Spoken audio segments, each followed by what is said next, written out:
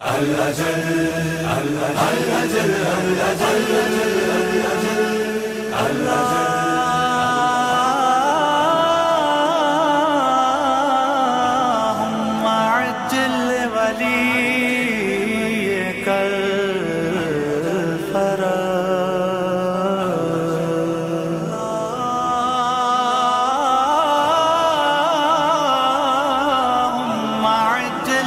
وليك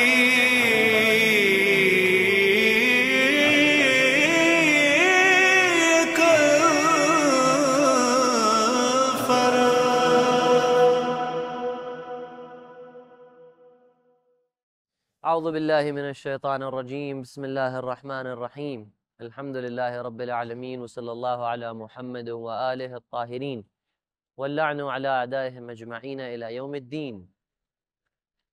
ناظرین، دوبارہ اس مسلسل کے ساتھ اس جو سلسلے وار گفتگو ہے، بعض ایپیسوڈز میں، بعض حلقات میں، اس کی چھٹی قسط کے ساتھ آپ کے سامنے حاضر ہوئے ہیں، اور آج یہ بیان کرنا چاہتے ہیں کہ مومن کی آزمائش کے لیے جس طرح سے غیبت کا جو زمانہ ہے، یہ بہترین زمانہ ہے غیبت کا۔ یہ مومن کے لیے فرصت ہے اپنے درجات کو بلند کرنے کی۔ جس طرح سے بعض روایات کا مضمون یہ ہے کہ وہ شیعہ اہل بیت اطہار علیہ السلام کے وہ چاہنے والے کے جو آخر الزمان میں ہوں گے، وہ پیغمبر کے کتنے صحابیوں سے بہتر ہوں گے، اور کتنے ایسے لوگوں سے بہتر ہوں گے کہ جو اس زمانے میں ہوں گے۔ لہٰذا ہم سب کے لیے یہ بہترین فرصت ہے کہ جو اعلیٰ ترین، جو اعلیٰ مقامات ہیں بہشت بری میں، پروردگار عالم کی جنت میں جو بہترین جو اعلیٰ مقامات ہیں، ان کو کسب کرنے کے لیے بہترین ہمارے لیے فرصت ہے۔ اسی طرح سے شیطان کے لیے بھی یہ بہترین فرصت ہے۔ پروردگار عالم نے جب ابلیس کو اپنی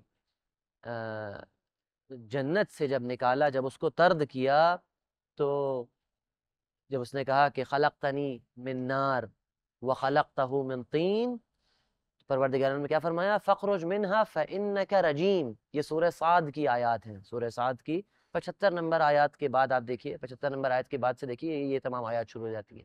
پروردگار نے فرمایا فخرج منہا فإنک رجیم، تو نکل جائے یہاں سے، فإنک رجیم، تجھے نکال دیا گیا ہے۔ قال فانظرنی الی یوم یبعثون، تو مجھے مہلت دے دے اس دن کی جب یہ لوگ اٹھائے جائیں گے اپنی قبروں سے، الی یوم یبعثون۔ تو یہ ابلیس جو ہے وہاں پہ کیا کرے گا؟ یہ سورہ صاد کی 82 اور 83 نمبر آیت ہے کہ پروردگار عالم فرماتا ہے کہ ابلیس نے کیا کہا؟ فَبِعِزَّتِكَ لَأُغْوِيَنَّهُمْ أَجْمَعِينَ، پروردگار عالم میں تیری عزت کی قسم کھاتا ہوں، لَأُغْوِيَنَّهُمْ أَجْمَعِينَ، کہ میں ان سب کو گمراہ کروں گا، سب کو، لَأُغْوِيَنَّهُمْ أَجْمَعِينَ إِلَّا عِبَادَكَ مِنْهُمُ الْمُخْلَصِينَ، مگر تیرے کچھ خالص بندوں کو چھوڑ کے۔ دیکھیں یہاں پہ توجہ کرنے کی ضرورت ہے۔ یہاں پہ ابلیس نے خالی یہ نہیں کہا لَأُغْوِيَنَّهُمْ، بلکہ کہتا ہے لَأُغْوِيهُمْ، نہیں کہا اغویہم، نہیں کہا، بلکہ کہا لأغوینہم۔ یہ جو ڈبل نون آیا ہے آخری میں، اغوینہم، یہ جو ڈبل نون ہے اس کو کہتے ہیں نون تاکید۔ نون تاکید کے نام سے ہی واضح ہے کہ یہ تاکید کے لیے آتا ہے، اور یہاں پہ ڈبل تاکید کی گئی ہے، ٹھیک ہے؟ ڈبل تاکید یعنی قطعاً، یقیناً میں ان لوگ کو گمراہ کروں گا۔ اور اسی طرح سے جو شروع میں لام آیا ہے، لأغوین، یہ جو لام ہے یہ بھی تاکید کے لیے آتا ہے۔ یعنی آپ دیکھیے اس جملے کے اندر کتنی ساری تاکید کے ساتھ کہا ہے کہ لأغوینہم، لام ہے، اور پھر 2 دفعہ ڈبل نون آیا ہے، اس کو نون تاکید آیا ہے، ٹھیک؟ اور ان سب کے اوپر کیا ہے؟ شروع کا کلام ہے فَبِعِزَّتِكَ، اس نے پروردگار کی عزت کی قسم کھائی ہے۔ پروردگار عالم کو وہ جانتا ہے، وہ پروردگار عالم کی ہزاروں سال عبادت کر چکا ہے، جانتا ہے کہ کتنا عزیز و جبار و متکبر، تمام ان صفات سے آشنا ہے، اور ہم سب لوگوں سے بہتر طریقے سے اس چیز کی معرفت رکھتا ہے۔ لہٰذا اس کے بعد بھی وہ کیا کہتا ہے؟ کہتا ہے فَبِعِزَّتِكَ، تیری عزت کی قسم کھائی، عزت کی قسم کھانے کے بعد کیا کہا؟ لام تاکید لے کے آیا، لام تاکید کے بعد نون تاکید لے کے آیا، اور یہ جو جملہ ہے اس کا جو سیاق ہے یہ بھی اس تمام ڈیٹیل میں جانے کا وقت نہیں، کیونکہ حلقات جو ہیں وہ 7-8 منٹ سے زیادہ کے نہیں ہوتے۔ عرض جو کہنے کا جو عرض کرنے کا جو ہدف ہے وہ کیا ہے؟ وہ یہ ہے کہ بہترین فرصت غیبت کا زمانہ کس کے لیے؟ ابلیس کے لیے، کہ اپنے اس وعدے کو پورا کر دے کہ میں سب کو گمراہ کروں گا الا عبادک منہم المخلصین، مگر وہ بندے تیرے وہ بندے کہ جو مخلص ہوں گے، کیونکہ غیبت کا زمانہ ہے۔ گمراہی بہت آسانی سے انسان تک پہنچ سکتی ہے، کیوں؟ کیونکہ انسان کے جو انسان ہے اس کو گمراہی کے لیے بہانہ چاہیے۔ بہانہ کیا ہے؟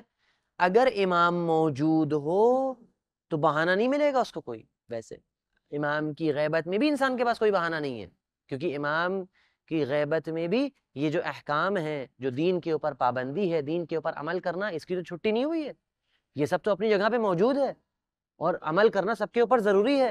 عمل کرنے کا طریقہ احادیث اور روایت میں بیان کر دیا گیا ہے، لہذا کوئی بہانہ نہیں چلے گا۔ لیکن یہ ہوگا کہ کیا؟ کہ اگر ہیں تو کہاں ہیں، اگر ہیں تو ابھی تک آئے کیوں نہیں؟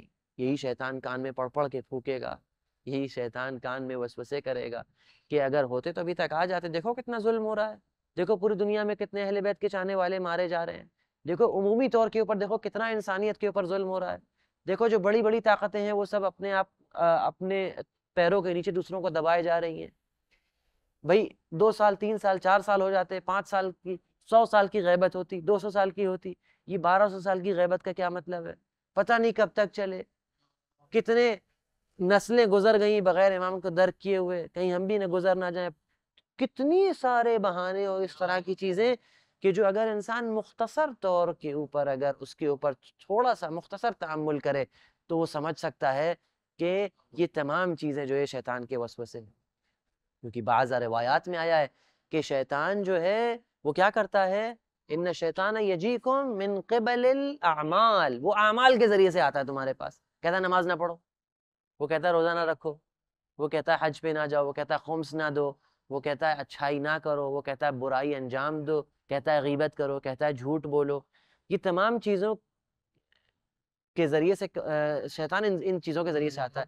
فَإِن لَمْ يَسْتَطِعْ، اگر نہیں کر سکتا، ان لم يستطع تو کیا کرتا ہے؟ فَيَأْتِيكُم مِّن قِبَلِ تو کس راستے سے آتا ہے؟ من قبل القلوب، یا روایات میں جو جملہ ہے وہ کیا ہے کہ اعتقادات کے ذریعے سے پھر وہ آتا ہے، یعنی تمہارے اعتقادات پہ حملہ کرتا ہے، تم سے یہ کہتا ہے کہ امام زمانہ علیہ السلام کے اوپر عقیدہ نہ رکھو۔ پھر اگر انسان کو ایک دفعہ بھی وہ اعتقادات کے ذریعے سے گمراہ کر لے گیا تو پھر وہ جتنے بھی اعمال انجام دیں وہ سب قرآن کریم کے مطابق ہباء منصورا، وہ سب کے سب جو ہیں اعمال برباد ہو جائیں گے، نہ نمازیں نہ روزے، کسی چیز کے بھی کام، کوئی بھی چیز کام نہیں آئے گی اگر امام وقت کے اوپر عقیدہ نہ ہو۔ پروردگار عالم سے دعا یہ ہے کہ ہم کو اسی عقیدے کے اوپر وہ ثابت قدم رکھے اور اسی عقیدے کے اوپر ہم کو اپنی قبر سے نکالے۔ وصلی اللہ علی محمد وآلہ الطاہرین۔